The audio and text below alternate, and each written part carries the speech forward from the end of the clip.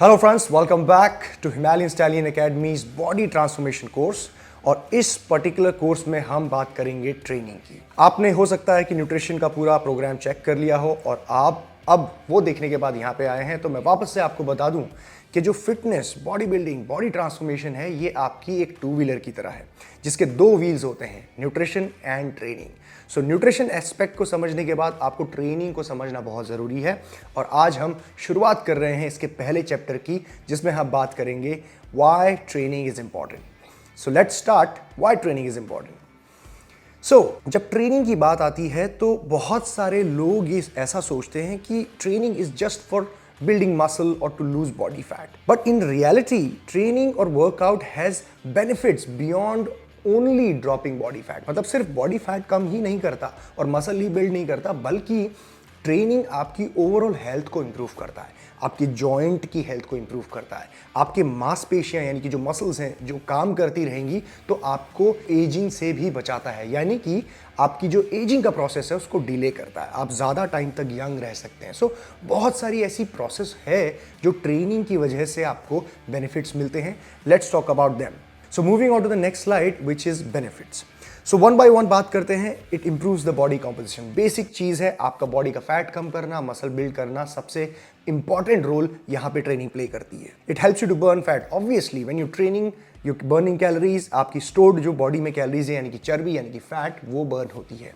It helps you to gain muscle. Of course muscle तोड़ेंगे, muscle grow होगा। Faster metabolism. The more muscle you have, the better your metabolism is going to be. The faster your metabolism is going to be. Simple in science. Improves joint stability. थोड़ी देर पहले मैंने आपको बताया, जितने आपके ये joints काम करेंगे एक्सरसाइज के दौरान, उतना ही इनकी स्टेबिलिटी, इनका फंक्शन, इनकी स्ट्रेंथ बढ़ती है।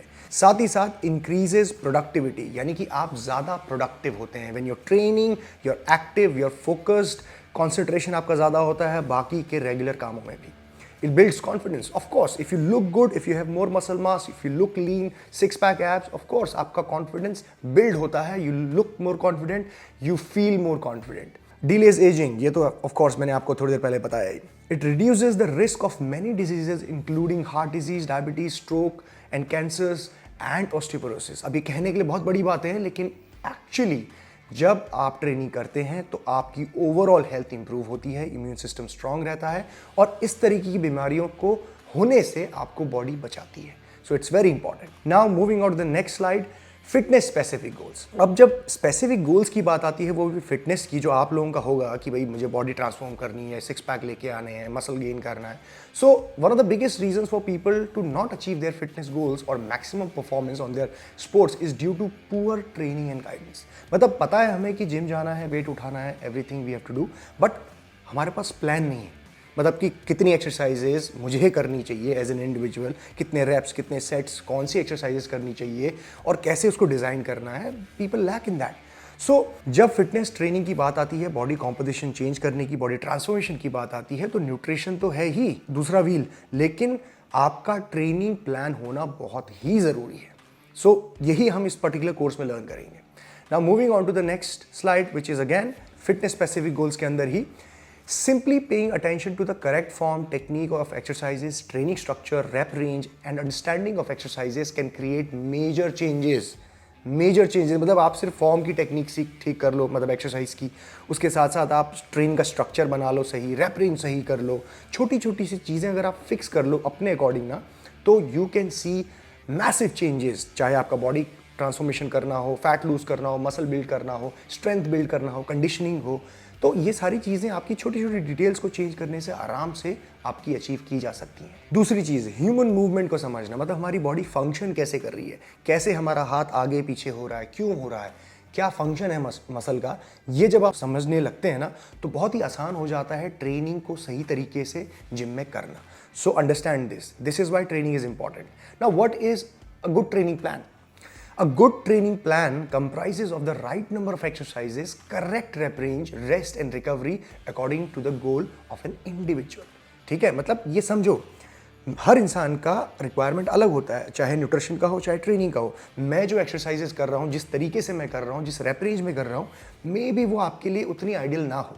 ठीक है, तो अपने हिसाब से ये करना ज़रूरी है। इसी की वजह से एक गुड ट्रेनिंग प्लान, अच्छा ट्रेनिंग प्लान बन पाता है। So moving on to the next slide. Every individual has a lifestyle, body structure and fitness goals, and planning a customized training split is very important. मतलब training split का मतलब क्या होता है कि आप कौन से दिन कौन सा वर्कआउट कर रहे हो और हफ्ते में कितने दिन वर्कआउट करोगे, कौन सा बॉडी पार्ट कब लगाओगे, उसे ट्रेनिंग स्प्लिट कहा जाता है.